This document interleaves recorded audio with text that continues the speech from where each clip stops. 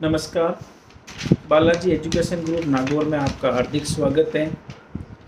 कल दोपहर 1-2 बजे के आसपास कृषि प्रवेशक भर्ती 2023 की परीक्षा तिथि का अनाउंसमेंट हो गया कि 2023 की सुपरवाइज़र भर्ती का एग्ज़ाम वो 23 अक्टूबर को होगा।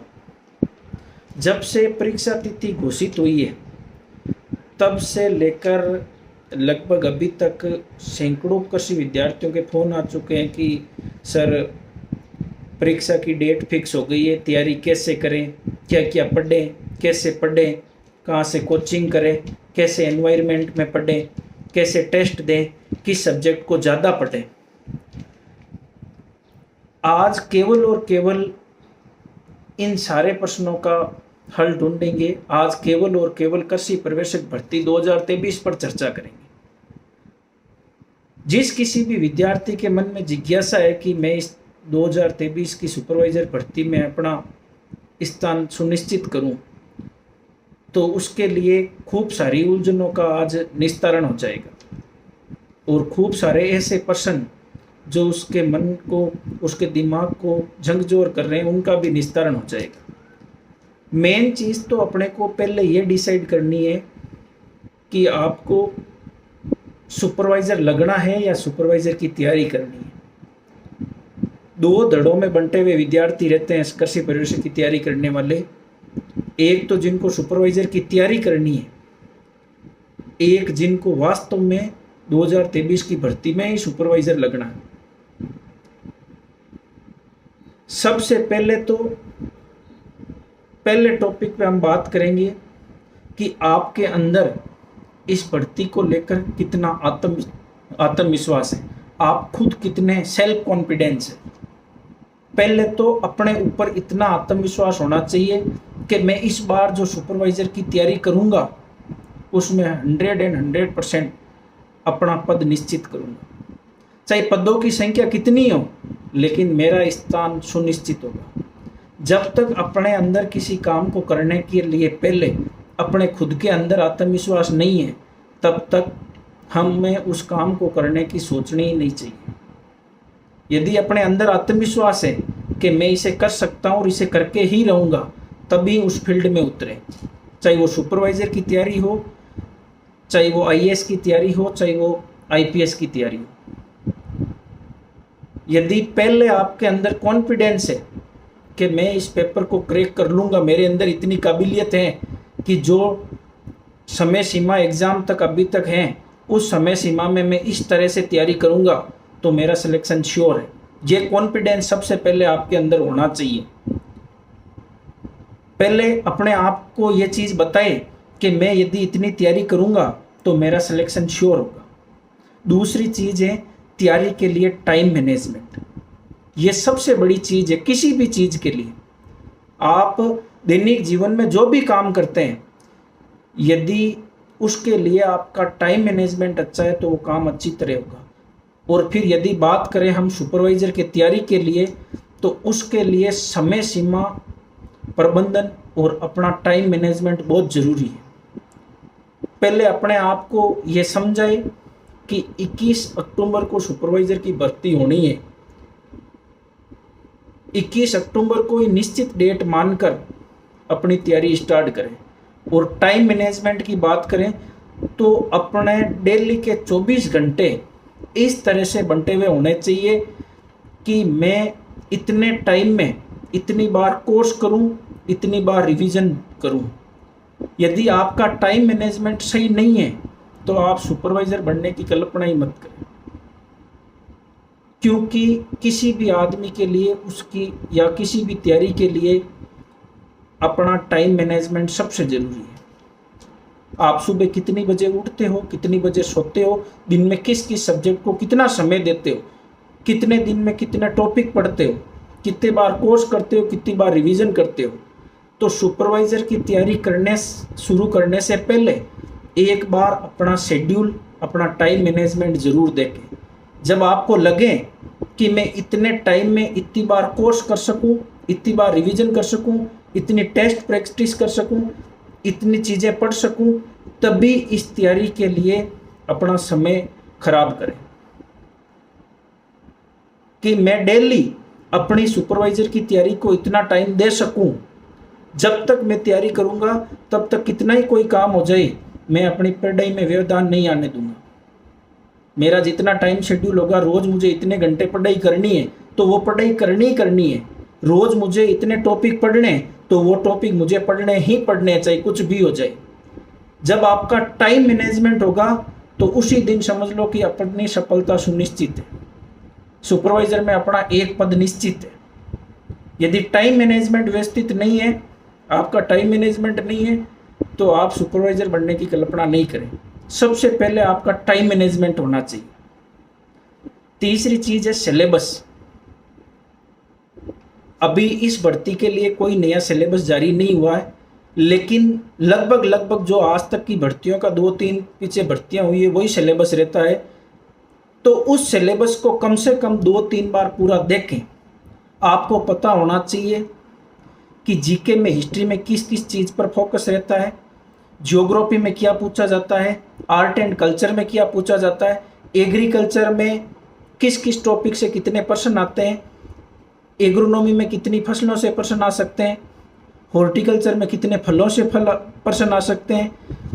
हर एक चीज़ में, हर एक टॉपिक के बारे में आपको पता होना चाहिए। इसलिए सबसे पहले आपके पास जो सुपरवाइजर का पुराना सिलेबस है, जो भी सिलेबस अवेलेबल है, उसको कम से कम 2-3 बार देखें। आपको पता होना चाहिए कि किस टॉपिक से कैसे प्रश्न आते हैं, कौन कौन से टॉपिक अपने को पढ़ने हैं।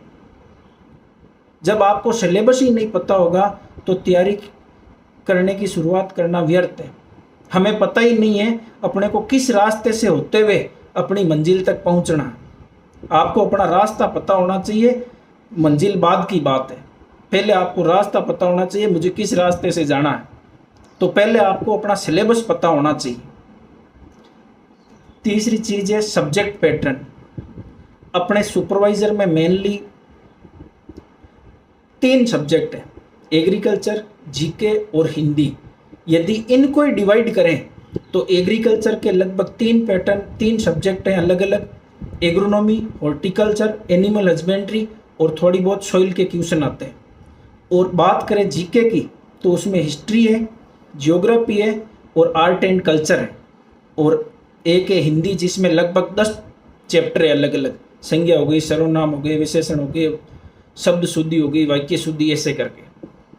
तो अपने को पता होना चाहिए कि मेरे कितने कितने सब्जेक्ट हैं और मुझे किन किन सब्जेक्टों से होकर गुजरना है और मुझे किस सब्जेक्ट को किस तरह से डिवाइड करके तैयारी करनी है। किसी भी एग्ज़ाम की तैयारी करने से पहले 2 चीज़ें आपको अच्छी तरह पता होनी चाहिए कि मुझे मेरे सिलेबस कौन सा है और मुझे कितने सब्जेक्ट पढ़ने हैं और उस सब्जेक्ट में क्या क्या चीज़ें हैं। पहले अपने को ये 2 चीज़ें तो अच्छी तरह पता होनी चाहिए, फिर उस तैयारी में उतरना चाहिए। तीसरी चीज़ है पुराने पेपर। सुपरवाइजर के एग्ज़ाम की तैयारी करने से पहले आपको कम से कम पिछली 4 या 5 भर्तियों के एग्ज़ाम के पेपर देखने, कम से कम पिछली 4-5 सुपरवाइजर भर्तियों के एग्ज़ाम पेपर देखने हैं कि पुराने पेपर कैसे हुए, किस किस टॉपिक से प्रश्न पूछे गए, पेपर की रेंज क्या थी, हिंदी से कैसे प्रश्न पूछे गए, जीके से कैसे प्रश्न पूछे गए, एग्रीकल्चर का क्या पैटर्न था, एग्रोनॉमी की कैसी रेंज थी, एनिमल हस्बेंड्री में कैसे प्रश्न पूछे गए थे। कम से कम 5 पुरानी सुपरवाइजर की भर्तियों के एग्ज़ाम पेपर देखेंगे, तब अपने को तैयारी करते समय ये आसानी रहेगी कि इस टॉपिक से इस भर्ती में ये प्रश्न पूछा गया था, जीके में, हिस्ट्री में इस टॉपिक से वहाँ ऐसा प्रश्न पूछा गया था। तैयारी को स्टार्ट करने से पहले जितने भी आपको सुपरवाइजर से संबंधित पुराने पेपर मिलते हैं उनको 1 या 2 बार जरूर पढ़ें। ये सारी चीज़ें जब आप धुआंधार सुपरवाइजर की 2-3 महीने तैयारी करोगे तब उसमें बहुत हेल्प मिलेगी कि जो चैप्टर पढ़ रहे हो और उस चैप्टर से कोई पुराना प्रश्न आया हुआ है तो आपको फटाक से याद आ जाएगा कि इस चैप्टर से सुपरवाइजर में प्रश्न आया हुआ है, और किस चैप्टर से ज़्यादा प्रश्न पूछते हैं वो भी आपको पता चल जाएगा। तीसरी इंपॉर्टेंट चीज़ है सिटिंग पावर और टॉपिक टारगेट। सब किसी भी तैयारी के लिए सख्त जरूरत है आपकी सिटिंग पावर। आपके बैठने की क्षमता होनी चाहिए कि कम से कम आप एक ही जगह बैठकर 4-5 घंटे पढ़ाई कर सको। आप अपने दिमाग को बिना विचलित किए एक ही जगह बैठकर यदि 4-5 घंटे तैयारी कर सकते हैं तो आप समझ लीजिए आप किसी भी एग्जाम को क्रैक कर सकते हैं। आप 20 मिनट बैठते हो और आपका मन करता है कि मैं थोड़ा बाहर घूम के आ जाऊं, मैं उस दोस्त से मिल के आ जाऊं, थोड़ा सा फ़ोन चला लूं, थोड़ी सी टीवी देख लूं, तो आप तैयारी करने की तो बात दूर की बात, सिलेक्शन होने से तो बहुत दूर की बात, आप तैयारी करने की भी नहीं सोचें। क्योंकि आजकल कंपटीशन बहुत टफ हो गया है। किसी भी एग्ज़ाम को करना इतना आसान नहीं है जितना हम सोचते हैं। तैयारी जब भर्ती की डेट फिक्स होती है, विज्ञप्ति जारी होती है, तो अपने को अति उत्सुकता होती है कि अब भर्ती आ गई, अपन ऐसी तैयारी करेंगे। लेकिन हम उस तैयारी को कैसे कर रहे हैं, किस माहौल में कर रहे हैं, कितनी कर रहे हैं, ये चीज़ें बहुत मायने रखती हैं। यदि आपके एग्ज़ाम की प्रिपरेशन को लेकर आपके बैठने की क्षमता अच्छी है, आप एक ही जगह बैठकर 4-5 घंटे पढ़ाई कर सकते हैं, तो ये आपके लिए बहुत ही बड़ी चीज़ है। किसी भी स्टूडेंट के लिए, किसी भी एग्ज़ाम के लिए ये बहुत ज़रूरी मायने रखता है कि आपके सिटिंग पावर कितनी है, आप कितनी देर तक एक ही जगह बैठकर पढ़ सकते हैं। यदि आप एक ही जगह बैठकर 3-4 घंटे पढ़ सकते हैं तो ये सुनिश्चित है कि कोई भी सफलता आपसे दूर नहीं है। आप बिना भटकाव के अपनी तैयारी कर सकते हैं। दूसरी चीज़ है टॉपिक टारगेट। सिटिंग पावर के साथ में आपका टॉपिक टारगेट होना चाहिए कि मैं सुबह 6 बजे से लेकर शाम को जितने टाइम तक पढ़ूंगा, या सुबह 5:30 बजे जब मैं उठता हूँ वहाँ से लेकर रात को सोऊंगा, तब तक मुझे पूरे दिन में जो मेरा स्टडी टाइम है, उस टाइम में मुझे कौन कौन से टॉपिक आज के दिन में क्लियर करने हैं। आपका ये मेन उद्देश्य होना चाहिए कि मुझे इतने समय में इतने टॉपिक पढ़ने ही पढ़ने। एग्रोनॉमी में ये चैप्टर आज क्लियर करना है, हॉर्टिकल्चर में ये चैप्टर आज क्लियर करना है, एनिमल हस्बेंड्री में आज ये चैप्टर क्लियर करना है। यदि आप अपने पूरे सिलेबस को इस तरह से डिवाइड कर लोगे कि मुझे आज इस दिन में रात को जब तक सोऊंगा तब तक ये टॉपिक पढ़ने ही पढ़ने, भले आप कम टॉपिक ले लो लेकिन टारगेट निश्चित करो कि मुझे इतने टाइम जोन में इतने टॉपिक पढ़ने ही पढ़ने हैं। यदि इस तरह का टाइम मैनेजमेंट और इस तरह के टॉपिक टारगेट हो जाएगा, तब निश्चित है कि सुपरवाइजर भर्ती 2023 में आपके चयन को कोई नहीं रोक सकता।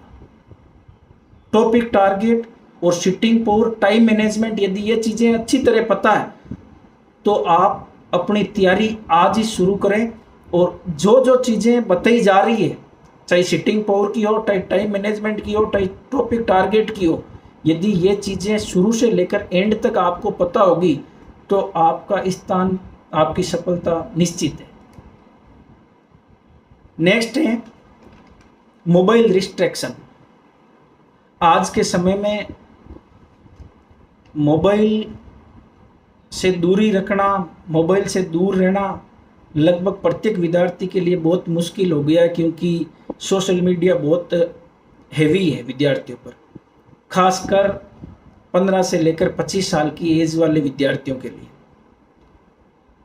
कल या परसों एक न्यूज़ ट्रेंड कर रही थी कि एसएससी सीजीएल में एक मोहित चौधरी नाम के बच्चे की प्रथम रैंक के साथ में चयन हुआ, उसकी फर्स्ट रैंक आई है।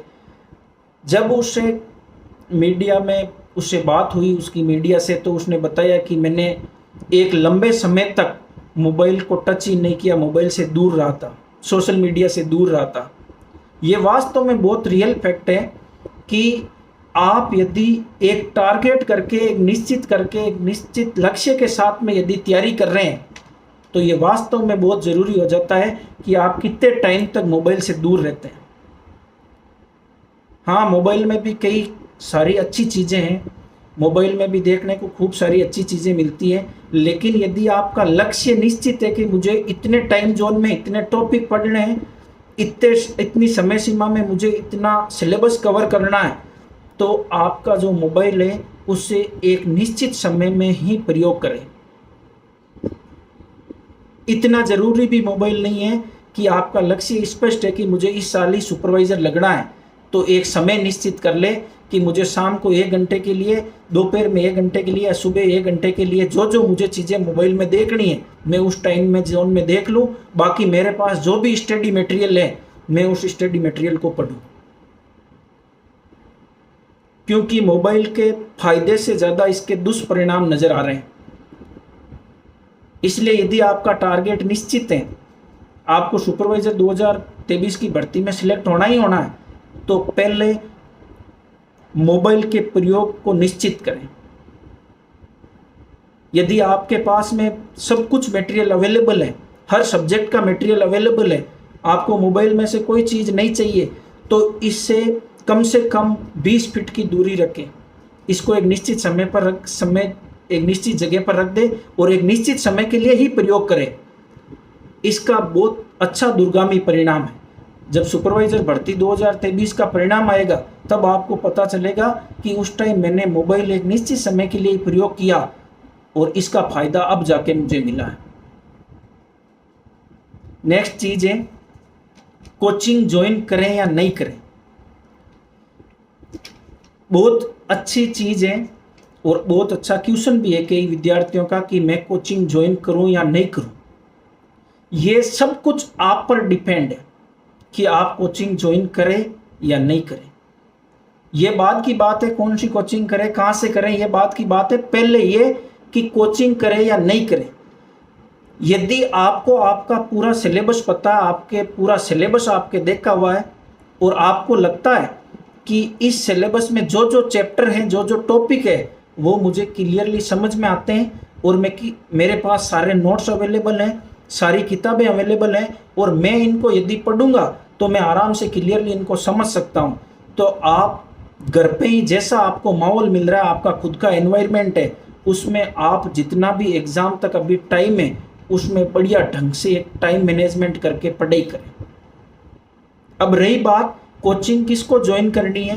कोचिंग उन विद्यार्थियों के लिए जरूरी है जिनको कुछ चैप्टर, कुछ टॉपिक बिल्कुल ही समझ में नहीं आ रहे, उन्होंने कुछ टॉपिक कभी नहीं देखा और उन्होंने अभी तक एक समय सीमा में रह के कभी तैयारी नहीं की। वो न तो उनके उठने का टाइम फिक्स है, न उनके सोने का टाइम फिक्स है, न उनको अभी कभी किसी एग्रीकल्चर में किसी चीज को ढंग से पढ़ा है, न कभी जीके ढंग से पढ़ी है, न कभी हिंदी ढंग से पढ़ी है।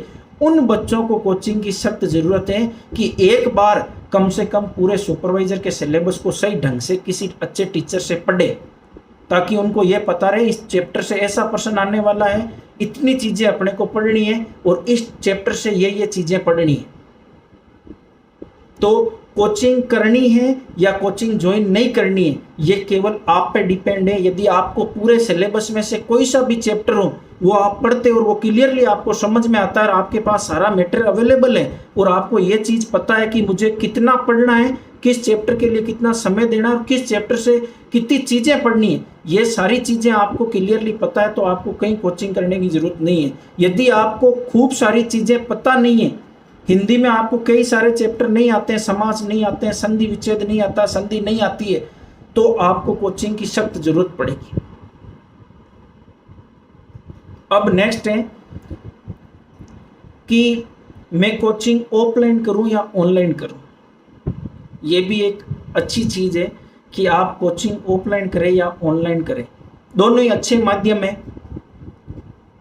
ऑफलाइन का एक सबसे बड़ी चीज है कि आप जहां कहीं से भी ऑफलाइन तैयारी कर रहे हैं तो वहां एक एनवायरनमेंट क्रिएट होता है। एक साथ 70, 80, 100 बच्चे साथ बैठ के तैयारी करते हैं, आप टीचर से फेस टू फेस रूबरू होते हो, कोई सा पर्सन डायरेक्ट बिना हिचकिचाहट से कर सकते हो। एक ऐसे एनवायरनमेंट में पढ़ते हो जहां 100 बच्चों की क्लास है, 70 बच्चों की क्लास है, तो कोई ना कोई बच्चा एक अच्छा सा पर्सन टीचर से पूछता है, टीचर उसका रिप्लाई करता है। लेकिन खूब सारे ऐसे बच्चे हैं जो ऑफलाइन तैयारी नहीं कर पाते हैं, उनके पास संसाधन नहीं है या पास में कोई अच्छी कोचिंग नहीं है, तो वो ऑनलाइन भी करें। लेकिन सबसे बड़ी चीज़ है कि ऑनलाइन पढ़ने के लिए आपको मोबाइल का यूज करना ही करना पड़ेगा, या आपको किसी गैजेट्स की ज़रूरत पड़ेगी, चाहे वो लैपटॉप हो, चाहे पीसी कंप्यूटर हो, चाहे मोबाइल हो। लेकिन आप जब इन गैजेट्स का प्रयोग कर रहे हैं तब आप ये निश्चित करें कि मैं पढ़ाई कर रहा हूँ, मैं क्लासरूम में ही बैठा हूँ, चाहे ऑनलाइन तैयारी कर रहा हूँ, मैं क्लासरूम में ही बैठा हूँ, मोबाइल में कितने घंटे तक मैं ऑनलाइन पढ़ने वाला हूँ, मेरे लाइव क्लास कितने टाइम तक चल रही है, कितने घंटे की क्लास मुझे मोबाइल पर लेनी है। ये टाइम निश्चित कर लें कि यदि ऑनलाइन पढ़ रहे हो तो एक टाइम जो निश्चित कर लो कि इस टाइम तक क्लास लगती है। यदि 8 से लेकर 12 बजे तक सुबह क्लास लग रही है तो केवल उस टाइम ही मोबाइल में वो क्लास ले।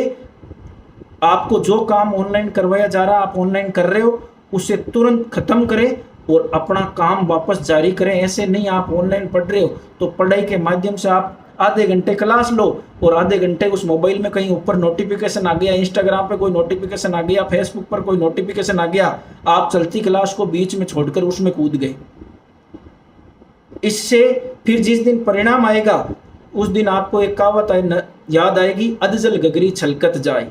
फिर आप कहीं के नहीं रहोगे। आधा अधूरा ज्ञान कहीं का नहीं काम आता है। इसलिए जो भी तैयारी कर रहे हो, चाहे ऑफलाइन तैयारी कर रहे हो चाहे ऑनलाइन तैयारी कर रहे हो, अपनी जबरदस्त वाली तैयारी करें। ऑनलाइन तैयारी कर रहे हो तो अपना जितना टाइम जोन आपको दिया जा रहा है किसी कोचिंग से, आप जहां से कोर्स खरीद रहे हैं, तो उस टाइम जोन में जहां ऑनलाइन लाइव क्लास चल रही है या ऑफलाइन लाइव क्लास दी जा रही है, जो भी आपके पास ऑनलाइन पढ़ने का मैटर है, उसको एक समय सीमा में बांधे कि मुझे इतने समय तक ये ऑनलाइन क्लासें लेनी है, उसके बाद वापस मुझे अपने स्तर पर रिवीजन करना, अपने स्तर पर नोट्स बनाने, अपने स्तर पर पढ़ना। और यदि ऑफलाइन क्लास ले रहे हो, आप हॉस्टल में रह रहे हो, चाहे बाहर रूम लेके रह रहे हो, कोचिंग जा रहे हो, घर पे रह रहे हो, तो जितने टाइम तक आपकी क्लास लगती है जिस जिस सब्जेक्ट की, उस टाइम जोन में अपनी क्लास लो। बाकी समय सीमा में जो जो आपके पास में स्टडी मटेरियल है, आपको जितना डेली पढ़ाया गया है, उसको तुरंत का तुरंत डेली रिवाइज करें। क्योंकि अब सुपरवाइजर भर्ती के लिए ज़्यादा टाइम नहीं बचा। यदि 21 अक्टूबर को एग्ज़ाम होना है तो बहुत कम समय आपके पास में। इस टाइम जोन के अंदर, चाहे ऑफलाइन हो चाहे ऑनलाइन हो, बढ़िया ढंग से तैयारी करके कम से कम 2 बार कोर्स और 2 बार रिवीजन करो और कम से कम 30 टेस्ट दो, ताकि आपका खुद का स्व मूल्यांकन हो सके। नेक्स्ट है एनवायरनमेंट एंड माहौल, कि आपके पढ़ने का एनवायरनमेंट कैसा है या माहौल कैसा है। देखो, सबसे बड़ी चीज़ है कि अपने को एनवायरनमेंट को या माहौल को अपने खुद को क्रिएट करना पड़ता है। किसी को भी बना बनाया एनवायरनमेंट नहीं मिलता है। चाहे आप घर पे तैयारी करो, चाहे बाहर रूम लेके तैयारी करो, चाहे किसी हॉस्टल में रहो, चाहे पीजी में रहो, आपको खुद का अपना एनवायरनमेंट तैयार करना पड़ता है कि मैं किस एनवायरनमेंट में तैयारी करूं, मेरे कैसा माहौल चाहिए मुझे, और मैं किस माहौल में रह के एक अच्छी तैयारी कर सकूं। कुछ बच्चे ऐसे होते हैं जो 5-7 बच्चे रूम में रहते हैं या 5-7 बच्चे साथ रहते हैं तो भी बढ़िया तैयारी कर लेते हैं। कुछ एक बच्चे ऐसे होते हैं जो केवल सिंगल अकेले रह के पढ़ाई करना ही उचित समझते हैं। तो वो एनवायरनमेंट आप खुद क्रिएट करो। वो एनवायरनमेंट क्रिएट तभी होगा जब आपका एक ही लक्ष्य होगा कि मुझे इसी साल इसी भर्ती में अपना सिलेक्शन करवाना, मुझे इसी भर्ती में सिलेक्ट होना है। तब आप अपना एनवायरनमेंट खुद ही तैयार कर लोगे कि मुझे रोज कितना घंटा पढ़ना है और मैं बिना डिस्टर्ब हुए इतने घंटे तैयारी करना चाहता हूँ। इसलिए अपने आप 2-3 दिन के अंदर अंदर अपना एनवायरनमेंट आप खुद बना लोगे। और पढ़ाई के लिए एक ऐसा एनवायरनमेंट होना चाहिए कि कम से कम आप अपनी ऑफलाइन या ऑनलाइन क्लास के अलावा, कोचिंग के अलावा 6-7 घंटे सेल्फ स्टडी बिना डिस्टर्ब होकर कर सकें। आप खुद को समझ सकें कि मैं इतनी तैयारी करूंगा, इतने समय तक तैयारी करूंगा तो मेरा इस साल सिलेक्शन पक्का है। तो एनवायरनमेंट आप खुद ऐसा बनाएं ताकि आप अपने कोचिंग टाइम के अलावा 6-7 घंटे आराम से बिना डिस्टर्ब होकर पढ़ सके। घर परिवार को कुछ चीजों के लिए, कुछ समय के लिए त्याग करना पड़ता है। हर किसी को ऐसे सफलता नहीं मिलती है। सफलता त्याग मांगती है, मेहनत मांगती है। सपनों को सच करने के लिए सपनों की कीमत चुकानी पड़ती है। ऐसे ही सपने सच नहीं होते हैं। आपको किसी न किसी रूप में अपने सपनों की कीमत चुकानी पड़ेगी। तो कुछ समय के लिए यदि आपको इसी साल सुपरवाइजर में सिलेक्शन लेना है तो आपको कुछ चीज़ों का त्याग करना पड़ेगा, चाहे वो रिश्ते नाते, अपना परिवार, मोबाइल, कुछ भी हो, चाहे नींद हो, चाहे दोस्तों के साथ घूमना फिरना हो। कुछ समय सीमा के लिए आपको इन चीज़ों का त्याग करना पड़ेगा और अपनी मेहनत के साथ में जुड़ना पड़ेगा, क्योंकि सफलता का दूसरा कोई शॉर्टकट नहीं है, आपको मेहनत करनी ही पड़ेगी। नेक्स्ट है वीकली टेस्ट या स्वमूल्यांकन। कम से कम शुरुआती 15-20 दिन यदि आप आज से ही पढ़ाई शुरू कर रहे हैं अपनी, तो कम से कम 15 दिन अपने सिलेबस के अकॉर्डिंग कुछ टॉपिक को क्लियरली पढ़ें। चाहे आप कोचिंग ज्वाइन करके पढ़ रहे हैं या अपने स्तर पे पढ़ रहे हैं, कम से कम 15 दिन पहले हर सब्जेक्ट के कुछ टॉपिक आप क्लियरली पढ़ें। फिर एक समय सीमा निश्चित करें कि मुझे हर संडे को टेस्ट देना है या एक वीक में 2 बार टेस्ट देना है। जो जो चैप्टर मैंने पढ़े उनका टेस्ट देना है, ताकि मुझे पता चल सके कि इन टॉपिक से जो जो प्रश्न आ रहे हैं मैं क्लियरली उनका सॉल्यूशन कर पा रहा हूँ या नहीं कर पा रहा हूँ, कितने क्वेश्चन में नेगेटिव कर रहा हूँ, कितने क्वेश्चन में सही कर रहा हूँ, कितने क्वेश्चनों को छोड़ रहा हूँ। यदि आप अपनी शुरुआत से लेकर जब तक एग्जाम होगा तब तक कम से कम 30-35 टेस्ट देंगे, तो उससे पता चल जाएगा कि मैंने किस तरह की तैयारी की है, मैं कहाँ गलती कर रहा हूँ, कौन सा टॉपिक मुझे कम समझ में आ रहा है, या फिर कौन से टॉपिक के क्वेश्चन हैं जो मुझे आ रहे हैं लेकिन मैं एग्जाम के टाइम उनको गलत कर रहा हूँ। तो जितने ज़्यादा आप टेस्ट देंगे उतना ही ज़्यादा आपका स्वमूल्यांकन होगा कि मुझे और कितनी अधिक तैयारी की ज़रूरत है, और जहाँ जहाँ गलती कर रहे हो उसमें सुधार करने का माध्यम मिल जाएगा। टेस्ट एक तरह का सुधार का माध्यम है कि आपने जिस टॉपिक में इस बार गलती की वो गलती अगली बार उस टेस्ट में नहीं करो। जिस टॉपिक को आपने अच्छी तरह पढ़ा और फिर भी उसमें क्वेश्चन आप नहीं कर पा रहे हो, तो वहाँ दिक्कत कहाँ पे आ रही है, अपने टीचर से बात करें या खुद 2-3 बार उस टॉपिक के साथ में जुड़े कि किस जगह मिस्टेक हो रही है। तो टेस्ट एक सुधार का बहुत अच्छा माध्यम है। लास्ट है परीक्षा तक की तैयारी। ऐसे नहीं 1 महीने अपना टाइम टेबल बना के तैयारी कर ली, 1 बार कोर्स पढ़ लिया, 2 बार कोर्स पढ़ लिया ठीक ठाक से, सिलेबस का सही ढंग से पता नहीं किया, किस चैप्टर से कितने प्रश्न आ रहे हैं, कौन सा सिलेबस है, जीके में कितने प्रश्न आ रहे हैं, जीके में किस चैप्टर से प्रश्न आते हैं, हिस्ट्री में क्या आता है, आर्ट एंड कल्चर में क्या आता है। ऐसे ही महीने 1.5 महीने परीक्षा की उत्सुकता में तैयारी कर ली, फिर छोड़ दिया, दोस्तों के साथ घूमने निकल गए, मोबाइल का यूज कर रहे हैं, सोशल मीडिया पे ऐसे ही मजे ले रहे हैं। यदि वास्तव में तैयारी करनी है, सिलेक्शन लेना है, तो ये तैयारी परीक्षा तक की तैयारी होनी चाहिए कि यदि 21 अक्टूबर को एग्जाम है तो मेरा ये टाइम टेबल, मेरी ये तैयारी, जो मैंने एक सिस्टम बनाया, एक एनवायरनमेंट बनाया है, ये सारा का सारा परीक्षा से पहले तक की रात तक होना चाहिए। यदि 21 अक्टूबर को एग्जाम है तो 19-20 अक्टूबर तक आपकी ये तैयारी लगातार होनी चाहिए। आपका टाइम मैनेजमेंट, आपकी सिटिंग पावर, आपका सिलेबस पैटर्न, आपकी ये सारी चीज़ें कम से कम 19-20 अक्टूबर तक चलनी चाहिए। तब जाके जब आप 21 अक्टूबर को एग्ज़ाम दोगे, तब आपको उस दिन पेपर में बैठते ही लगेगा, आपको खुशी होगी कि वास्तव में मैंने तैयारी की है। आप अपना एक टाइम जोन बना के, अपना एक माहौल बना के आज से लेकर परीक्षा तक तैयारी करो।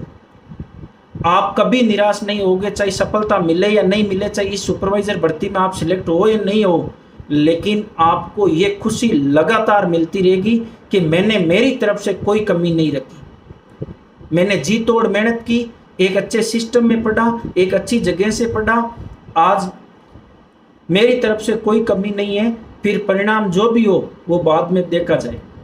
और जो चीज़ें आज अपन ने इस वीडियो में देखी है, ये सुनिश्चित है कि यदि आप इनको फॉलो करके पढ़ते हो तो 21 अक्टूबर को जो सुपरवाइजर की भर्ती होगी उसमें सकारात्मक परिणाम आपको मिलेंगे और आपका सिलेक्शन निश्चित है। धन्यवाद। बाकी खूब सारी बातें हैं वो और नेक्स्ट वीडियो में करेंगे। Thank you.